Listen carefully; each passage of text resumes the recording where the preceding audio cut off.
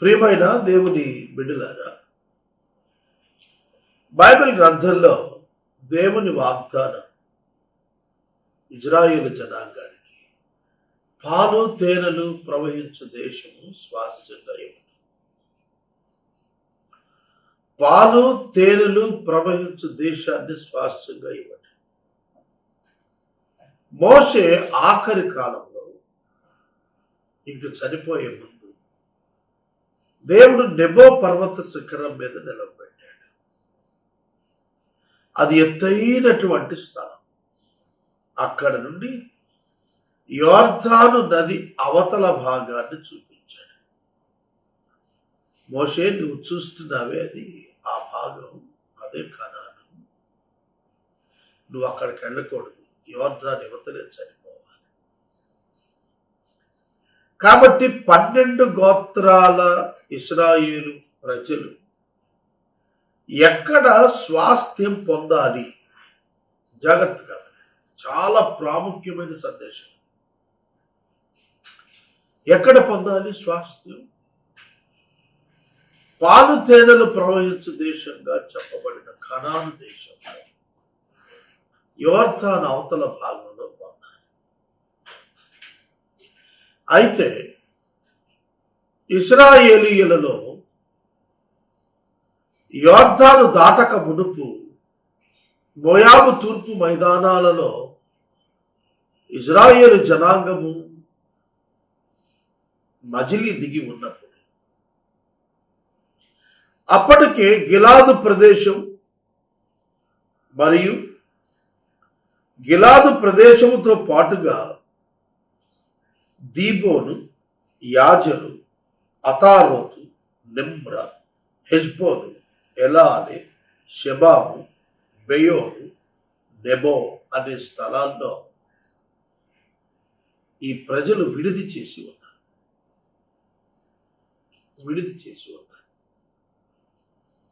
ఈ స్థలాలన్నీ కూడాను మందలు పెంచబడుటకు అనుకూల స్థలాలు. 12 గోత్రాల్లో 2 గోత్రాలు రుబేనీయులు, గాదీయులు. వీరికి మందలు విస్తారంగా ఉన్నాయి. కాబట్టి వీళ్ళ పెద్దలు ఒక ఆలోచన చేశారు. ఏమిటంటే ఆ ఆలోచన, మనం మోషే దగ్గరికి వెళ్ళి, మోషే, మేము యోర్దాను దాటి కనాను దేశంలోకి వచ్చి మేము అక్కడ నివసించాం, మాకు ఈ స్థలం అనుకోను, ఇక్కడే మేము ఉంటాం, ఇక్కడే మేము ఉండిపోతాం, మాకు అనుమతి ఇవ్వు అని అడగాల. ఆ స్థలంలో మనకి స్వాస్థ్యం ఉంది, ఎందుకంటే ఇక్కడ పొందుతున్నాం కనుక అది మన సోదరులనే పంచుకొని అనే ఆలోచనతో వాళ్ళు మోషే దగ్గరికి వచ్చారు. మోషే దగ్గరకు వచ్చినప్పుడు వాళ్ళు మోషేతో, యెహోషువతో, ఎలియాజరుతో, ఎందుకు ఎలియాజరు ప్రధాన యాజకుడు, మోషే యొక్క అనుంగ శిష్యుడు, ఇజ్రాయేలీయులకు తదుపరి నాయకుడిగా దేవుడు ఎన్నుకున్న వాడైన యెహోషువ, ఆ ముగ్గురు ఉండగా వాళ్ళు పెద్దలందరూ వచ్చారు. వచ్చి విషయం చెప్పాడు. చెప్పగానే మోషే కలవరపడిపోయాడు. ఎష్కోలులో మేము ఇట్లాగే ఆ లోయలో ఉన్నప్పుడు నేను వేగుకు పంపాను 12 మందిని. ఆ 12 మందిలో 10 మంది తెచ్చిన సమాచారం ఇశ్రాయేలీల విశ్వాసాన్ని పాడు చేసి దేవునికి వ్యతిరేకంగా తెలిపింది. ఆ కారణం చేత దేవుడు కోపించి 40 సంవత్సరాలు మనల్ని ఈ అరణ్యమంతా తిప్పేట్టుగా చేశాడు. ప్రజలు అవిధేయులై కనాను దాటి వెళ్లకుండా ఉండిపోతే అందరి మీదకి వస్తుంది కదా సమస్య. కేవలము ఒక్క వ్యక్తి మీద ఆగిపోదు కదా, ఇది దేవుని ఆగ్రహం మన మీదకి వస్తుంది కదా. మీరు కేవలం 2 కారణాలతో యుద్ధం అంటే భయపడి ఇక్కడ కూర్చోవాలనుకుంటున్నారు మీరు. దీని ద్వారా మీరు ప్రజల హృదయాలని అధైర్యపరిచేస్తారు. తద్వారా ప్రజలు దేవునికి తిరుగుబాటు చేస్తారు, దేవుడు అందరి మీద ఇరుచుపడతాడు. కానీ మీ ఆలోచన కరెక్ట్గా లేదు నాకు అని అన్నాడు. అప్పుడు వాళ్ళేం చెప్పారంటే, కాదు ఇవి మా మందలకు అనుకూలం అని దీన్ని ఎన్నుకున్నాం. మేము మా భార్యలు పిల్లలు ఇక్కడే ఉండేట్లు వారికి ప్రాకారాలు గల పట్టణాలు కడతాం. ఎందుకంటే మేము మా సహోదరులతో పాటు వచ్చి ఈ 2 గోత్రాల్లో ఉన్న కాల్బలం ఉందే యుద్ధం చేయగలిగిన వాళ్ళు, మేము మా సహోదరులతో పాటు వచ్చేసి యుద్ధాల్లో పాల్గొంటాం. యుద్ధం అంటే మాకు భయం లేదు. మేమే ఫస్ట్ లైన్లో ఉంటాం, వాళ్ళు మా వెనకుంటారు. This is our integrity. మేము ముందు నుంచుంటాం, మేము యుద్ధం చేస్తాం.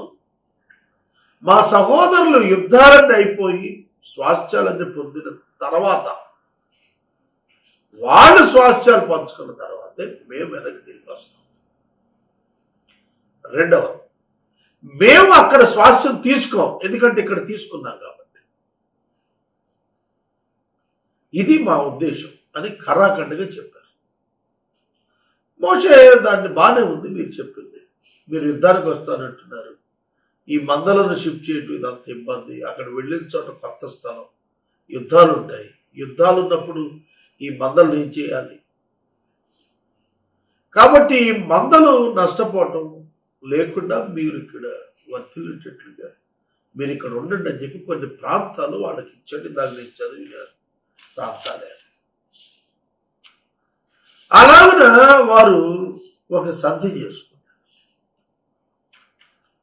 తమ మాట చొప్పున యెహోషువ గ్రంథాలు మనం చూస్తే గాదీయులు, రూబేనీయులు వారితో పాటుగా మోషే మనష్షే అర్ధగోత్రికులకు కూడాను యోర్దాను తూర్పు భాగాన ఉన్నటువంటి ప్రాంతాలలో స్వాస్థ్యాన్ని ఇచ్చి ముగ్గురికి 3 రకాలైనటువంటి స్థలాలను డివైడ్ చేశారు.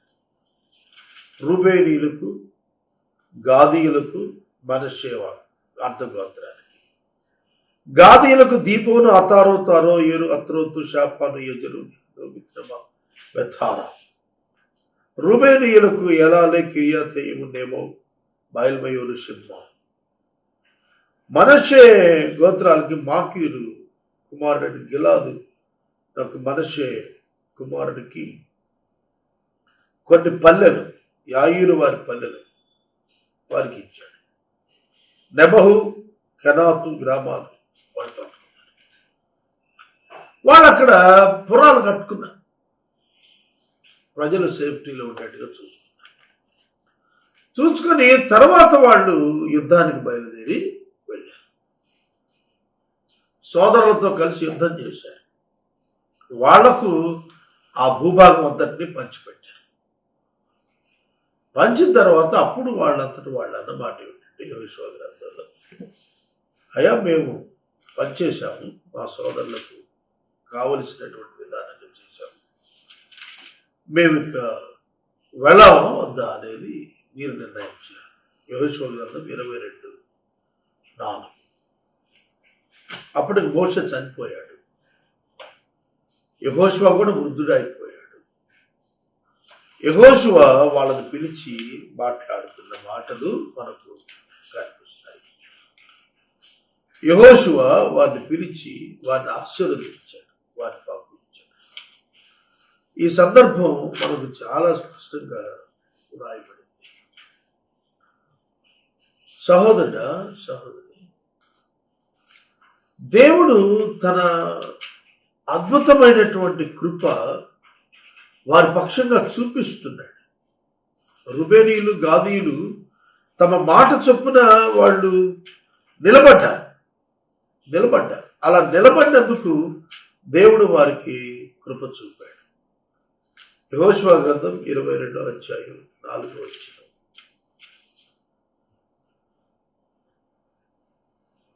బహుదినముల నుండి నేటి వరకు మీ సహోదరులను విడువక మీ దేవుడైన యెహోవా ఆజ్ఞ అనుసరించి మీరు నడుచుకున్నారు.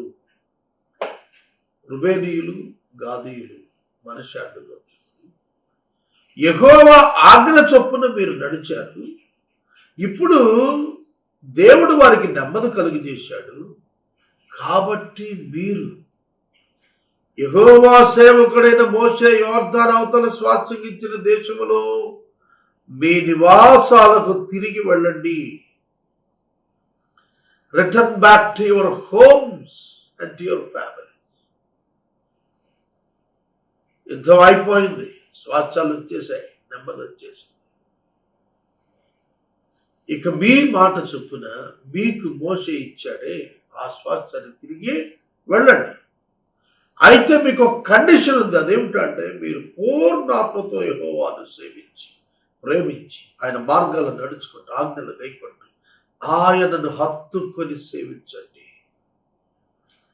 ఆయనను హత్తుకొని సేవించండి. ప్రేమించి అని అర్థం హత్తుకొని అంటే.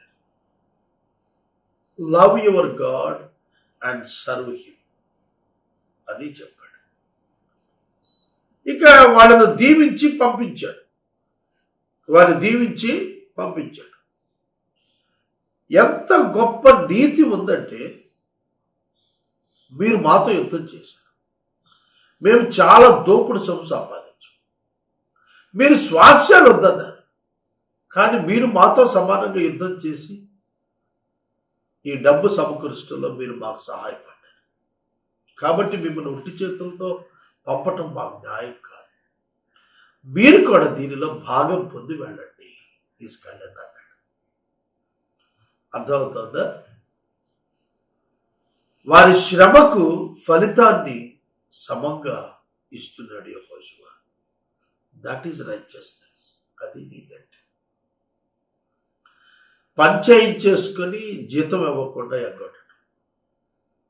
ఇది ఎంతవరకు సబబు? లాభాలలో షేర్ పంచకపోవడం ఎంతవరకు సబబు? అందుకే కార్మికులకు యాజమాన్యాలకు మధ్యన ఎప్పుడు తగువులు అవుతూ ఉంటాయి. వాళ్ళు బోనస్ అడుగుతారు, కార్మికులు బోనస్ అడుగుతారు. బోనస్ అంటే లాభాల్లో ఒక భాగం. కనుక ఫెస్టివల్ బోనస్ వాళ్ళు అడ్వాన్స్గా కొంత ఫైనాన్సెస్ అడుగుతారు. వారికి లాభాలలో పర్సంటేజ్ అడుగుతారు. ఎందుకంటే ఆ లాభాలు యాజమాన్యపు పెట్టుబడి ఒక్కదాంతోటే రాలేదు, శ్రామికుల శ్రమ కూడా తోడైతే వచ్చింది. అందుకే లాభంలో భాగం అడుగుతారు.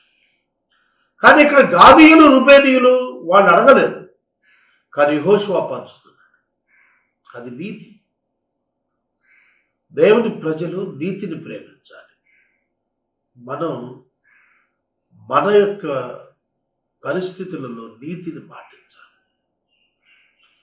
ఎప్పుడైతే మనం నీతిని అనుసరిస్తామో మన జీవితాలు చాలా బ్రైట్గా ఉంటాయి, దీవెనకరంగా. మనం అవినీతిని ప్రేమించినప్పుడే సమస్య, నీతిని ప్రేమించినప్పుడు పరిష్కారం. ఆటోమేటికల్ సొల్యూషన్ విల్ కమ్. నువ్వు ఎప్పుడైతే నీతిగా ఉంటావో పరిష్కారం వస్తుంది, సమస్య. నువ్వెప్పుడు అవినీతి కడతావో అప్పుడు సమస్యలు పెరుగుతాయి. ఇది మనం గుర్తించాలి. యెహోషువ చెప్పాడు, మీ శత్రువుల దోపుడు సొమ్ము మీరు కూడా మీ సహోదరులతో పంచుకోండి.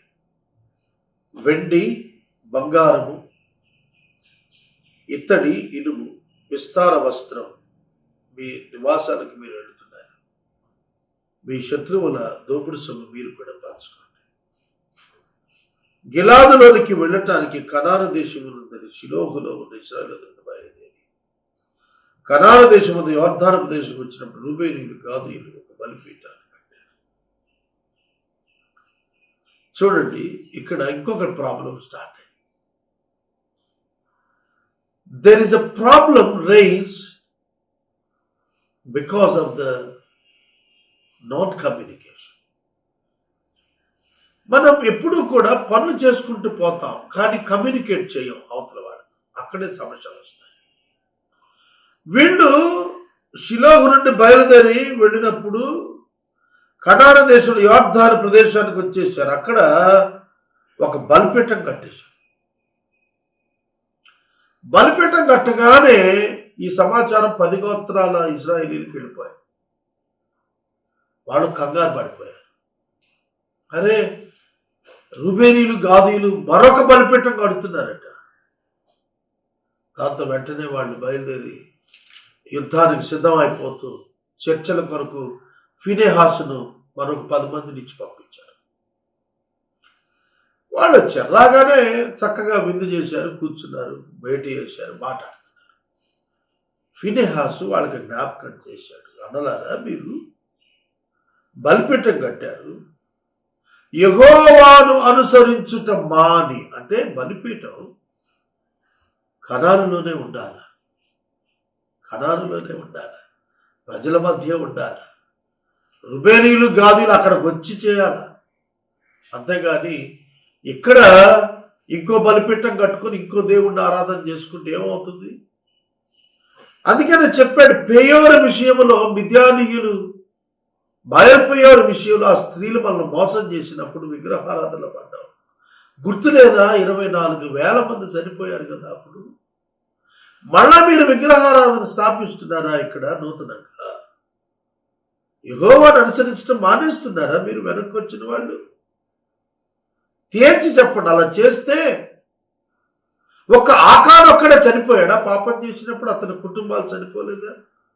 కనుక మీరొక్కడు పాపం చేసినా యెహోవా మా అందరి మీద పడతాడు, మేము చనిపోతాం. కాబట్టి వాట్ ఈస్ దిస్, ఏమిటిది అని అడిగారు. అప్పుడు వాళ్ళు ఏం చెప్పారంటే, రూబేనీలు గాదీలు, ఎంత నీతి ఉందండి ఇందులో, మనం గ్రహించాలి. అయ్యా, మేము బలులు ఇవ్వటానికి, దాన బలులు ఇవ్వటానికి ఈ బలిపీఠం కట్టలేదు. భవిష్యత్తులో కనానులో ఉన్నటువంటి స్వాస్థ్యాలు పొందినటువంటి వాళ్ళు మీ సంతానం, మా సంతానంతో, మీరు మేము, మీరు మేము, మీరు వేరు, మేము వేరు, మీకు మాకు సంబంధం లేదు, మీరు మా ఏం రాటాకి ఇల్లేదని అంటారేమో రేపు అనే భయంతో ఇది ఒక గుర్తుగా కట్టాం. అక్కడ ఎలా బలిపీఠం ఉందో ఇక్కడ కూడా బలిపీఠం ఉంది. ఎక్కడ బలులేవో అక్కడ ఇస్తాము. కాబట్టి అక్కడికి మేము రావాలి అంటే భవిష్యత్తులో మీ సంతానం రానీయకపోతే మేమేం చేయాలి? అప్పుడు ఈ బలిపీఠం వాళ్ళకు జ్ఞాపకార్థంగా ఉంటుందని ఆలోచన చేసి కట్టాం బాబు అని చెప్పారు. ఫీనెహాసు ఒక బంగారం లాంటి మాట మాట్లాడాడు. మీరు మోషేతో చెప్పినప్పుడు మందల కోసం బయట ఉంటామంటే అనుమతించారు. మీకు ఆ రోజే చెప్పాము, స్వాస్థ్యాలు పొందండి, వద్దు మీరు బయట వద్దు, లోపలికి వచ్చి స్వాస్థ్యం పొందండి అని చెప్పాం. మీరు మందలు ఉన్నాయి, మాకు స్వాస్థ్యం అక్కర్లేదని చెబితే మీకు ఇక్కడ ఇచ్చాడు. కానీ మీరు ఇలా దేవునికి దూరం అయిపోతే దానికంటే మీరు వచ్చి మా దగ్గర స్వాస్థ్యం పొంది మాతో కలిసి ఉండండి. అంతేగాని దేవునికి దూరంగా వెళ్ళి దేవుని యొక్క ఉగ్రత నిబంధనకు లోనైన 12 గోత్రాల మీదకి తేవద్దు మీరు తగ్గేసి చెప్పారు. న్యాయం మాట్లాడాడండి ఫీనెహాసు. కావాలంటే మీరు రండి, మేము 10 మంది స్వాస్థ్యాలు పొందాం కదా, అందులో మీ భాగాలు మీకు ఇచ్చేస్తాం. We need God and God is important in our lives. They declared it. అర్థమవుతుందా? The God of the Bible ఏమిటో తెలుసా? నీతి, న్యాయం. ఈ నీతి న్యాయం తప్పితే దేవుడు ఊరుకోడు. ఎన్ని ఉదాహరణలు బయలుపోయేవారి విషయంలోనూ, అలాగే వేగుచూచిన విషయంలోనూ ఎంతమంది చచ్చిపోయారు. మీరు ఇంకా దేవునికి వ్యతిరేకంగా వెళ్ళి మీరు ఒక అన్యదేవతను ఎస్టాబ్లిష్ చేస్తే ప్రజలేమైపోతారు, మేమేమైపోతాం? మీ నాయకత్వం మీ చేతుల్లో ఉంది కదా అని మీరు బలిపీఠం కడతారా అని గద్దించాడు. మీ మీద మేము యుద్ధానికి సిద్ధంగా ఉన్నాం. They declared the war.